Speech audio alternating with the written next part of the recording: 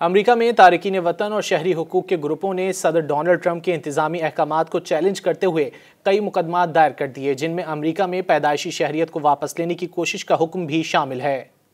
Dawn اخبار میں شائع برطانوی خبر رساں ادارے کی رپورٹ کے مطابق ٹرمپ کے صدارتی حکم ناموں کے خلاف مقدمات پیر کی رات میساچوسیٹس اور نیو ہیمپشائر کی وفاقی عدالت میں دائر کیے گئے۔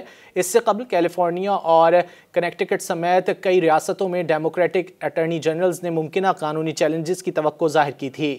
ان مقدمات پر وائٹ ہاؤس کی جانب سے فوری طور پر کوئی تبصرہ نہیں کیا گیا۔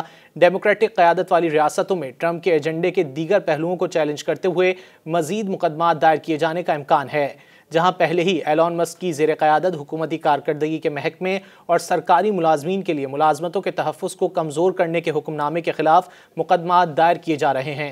قانونی فرم نیو انگلینڈ کے مقدمات کا ہدف ٹرمپ کے امیگریشن کریک ڈاؤن کا مرکزی حصہ تھا، جس میں وفاقی ایجنسیوں کو ہدایت کی گئی تھی کہ وہ غیر قانونی طور پر ملک میں موجود یا عارضی طور پر موجود ماؤں کے امریکہ میں پیدا ہونے والے بچوں کے لیے امریکی شہریت تسلیم نہ کریں۔ اس حکم کو چیلنج کرتے ہوئے امریکن سول لبرٹیز یونین اور دیگر گروپوں نے نیو ہیمپشائر کے شہر کانکرڈ میں پہلا مقدمہ دائر کیا۔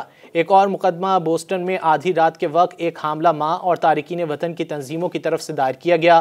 دونوں مقدمات میں دلیل دی گئی ہے کہ ایگزیکٹو آرڈر امریکی آئین کی 14ویں ترمیم کی شہریت کی شق میں درج حق کی خلاف ورزی ہے، جس میں کہا گیا ہے کہ ریاست میں پیدا ہونے والے کسی بھی شخص کو شہری سمجھا جاتا ہے۔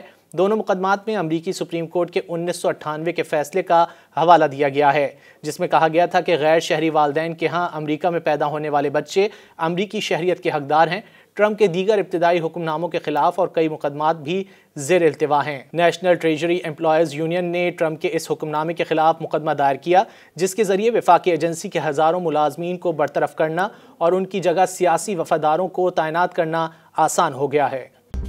مزید نیوز اپ ڈیٹس اور ڈیجیٹل سٹوریز کے لیے سبسکرائب کریں ڈان نیوز پاکستان۔